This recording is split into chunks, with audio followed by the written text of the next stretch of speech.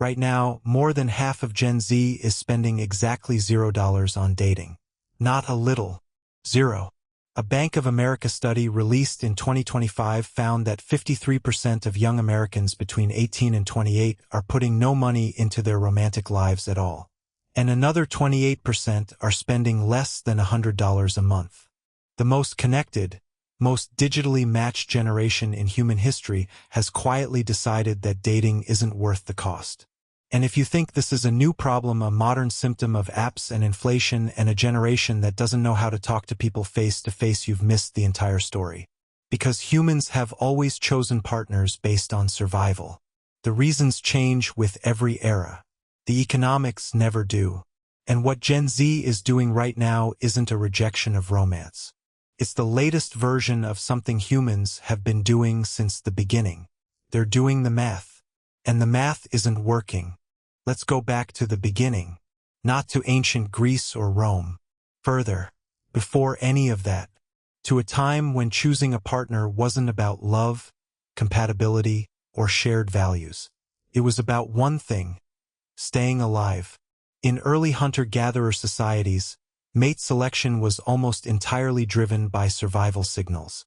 A man who was strong, skilled at hunting, and able to protect a group was a man worth partnering with.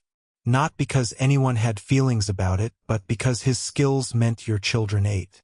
A woman who was healthy, fertile, and capable of keeping a camp running was valuable for the same reason she represented the survival of the next generation. There was no dating. There was no courtship. There was a calculation made by the body before the mind had words for it, about who gave you and your children the best chance of making it through winter. The heart followed the math. As civilizations formed, the math became explicit. In ancient Mesopotamia, Greece, Rome, and Egypt, marriage was a financial contract between families, and everyone involved understood it as such. The dowry system, where a bride's family transferred wealth to the groom or his family, was not a romantic tradition. It was an economic transaction. The bride was entering a household. The dowry was her contribution to its finances. A woman with a large dowry attracted wealthier, more stable partners. A woman with no dowry had significantly fewer options. Love was not the currency. Land, livestock, and gold were the currency. The Romans had a word for the legal contract of marriage, matrimonium, and it shared its root with mater, meaning mother, because the primary documented function of marriage in Roman law was the legitimate production of heirs who could inherit property. Romance was a private matter. Property was the public record. The medieval period intensified all of this.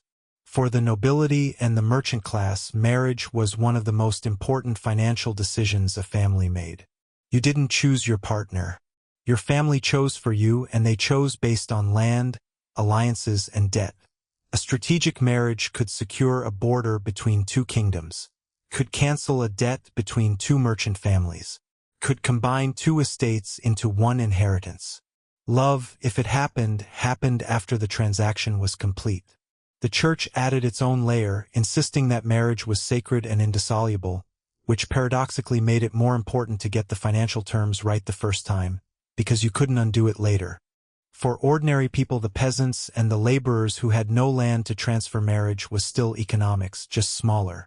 You needed a partner who could work alongside you to survive. A farming family needed two adults to manage crops, livestock, cooking, and children simultaneously. One person couldn't do it alone. The partnership wasn't romantic. It was operational. A husband and wife in medieval rural Europe were, in the most functional sense, business partners whose business happened to be staying alive. And when one died young, which happened constantly, given disease and childbirth and hard physical labor, the surviving partner often remarried within months, not out of coldness, but out of pure necessity. The farm didn't stop needing to run because your grief was real. Then the Industrial Revolution changed the equation in a way nothing before it had. For the first time in human history, large numbers of ordinary people started earning wages. Not farming their own land, not tied to a feudal lord, but earning money in factories and mills and urban workshops, money that was theirs. And money that belonged to you, rather than to your family's land, meant something radical. You had something to bring to a relationship on your own. You had agency. Working-class men and women who flowed into the cities of the 19th century were suddenly choosing partners in ways their grandparents never had. Meeting strangers rather than neighbors, making decisions their families couldn't fully control. The word courtship, which implied family supervision and formal intention, started losing ground to something looser and newer. Something without a name yet. That name arrived in the early 20th century. The word dating, used to describe a meeting between two people for romantic purposes, entered American English around 1914, and it entered for a specific reason: the automobile. Before the car, courting happened in the family parlor under supervision in controlled settings. The car gave young people privacy for the first time. It created a physical space outside family oversight where two people could be alone together. And it created a new economics of romance. Taking someone on a date now cost money. For gas and food and entertainment, which meant that who could afford to date and who couldn't was suddenly a relevant question. By the 1920s, going on a date had become a recognizable social ritual, complete with expectations about who paid, what it meant, and where it could lead. For the first time, ordinary people were navigating romance with some of the complexity that had previously only belonged to the wealthy. The 1950s built the most economically structured version of modern romance that America ever produced. The post-war boom created a generation of men who could earn enough to support an entire household alone, and the social model that emerged from that economic reality was specific. The man worked. The woman managed the home. Marriage was the institution that organized this arrangement, and getting married young was both a social expectation and an economic strategy. Two people sharing one household was more affordable than two people living separately, and the division of labor between paid work and domestic work was built into the structure of the partnership. What the 1950s model gave people was certainty. You knew what the roles were. You knew what was expected. And for many couples, that clarity created genuine stability and genuine happiness. But it only worked under one very specific economic condition: that a single income could support a family's needs. That condition held for roughly a generation. Then costs rose, wages stagnated in relative terms, and the model started requiring two incomes to produce the same stability one had provided. The partnership changed not because values changed first, but because the economics changed first and the values followed. Romance is always downstream of resources. It has been since the beginning. Then women entered the workforce in significant numbers, and everything shifted again. The economic logic that had organized the 1950s model began to come apart. If a woman could earn her own income, she didn't need a partner to provide one. And if she didn't need a partner to provide an income, she had the option to choose a partner based on something else entirely: compatibility, affection, shared values, or to choose no partner at all. Divorce rates rose through the 1960s and 1970s, not primarily because marriages got worse, but because for the first time women had the economic ability to leave ones that weren't working. The freedom to choose a partner for love had always theoretically existed. The economic freedom to leave a bad choice was new. By the 2000s, the internet had added another layer. Online dating turned partner selection into something that looked, structurally, a lot like a marketplace. You posted a profile. You browsed others. You filtered by age, location, interests. You matched. You messaged. And somewhere underneath all of this, you were participating in a system that commodified attraction in a way no previous generation had experienced. The paradox of choice, the psychological phenomenon where more options lead to less satisfaction, turned out to apply to romantic partners as powerfully as it applied to anything else. Dating apps gave people access to more potential partners than any human in history had ever had. And many of them reported feeling more alone than ever. Which brings us back to where we started. Gen Z did not grow up in the economic conditions that made the 1950s model possible. They entered adulthood in a world where a single income rarely covers rent in most American cities, where the median age at first marriage hit an all-time high in 2024, 30 for men, 28 for women.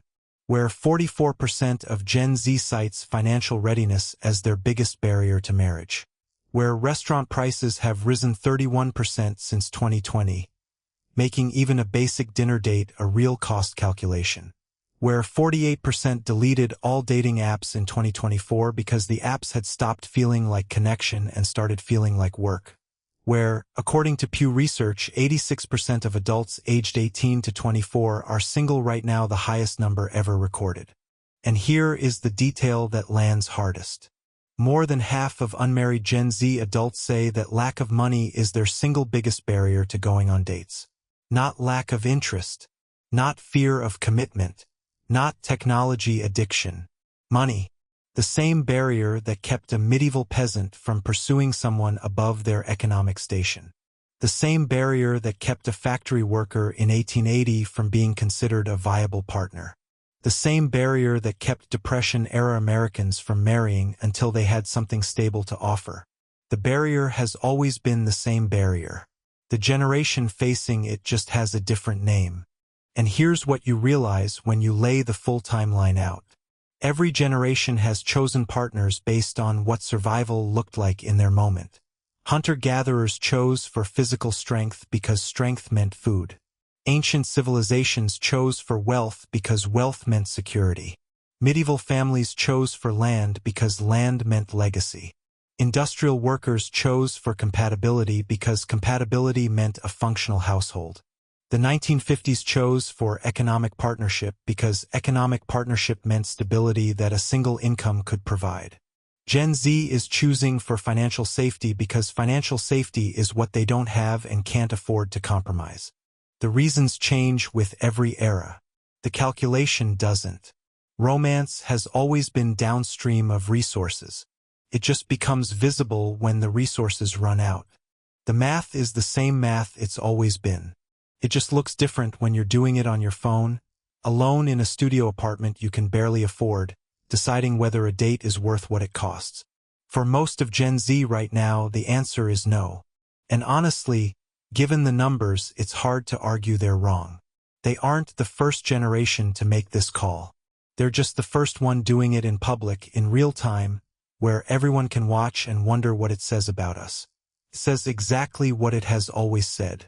That people are practical before they are romantic. That survival comes first. That the heart follows the math. It always has.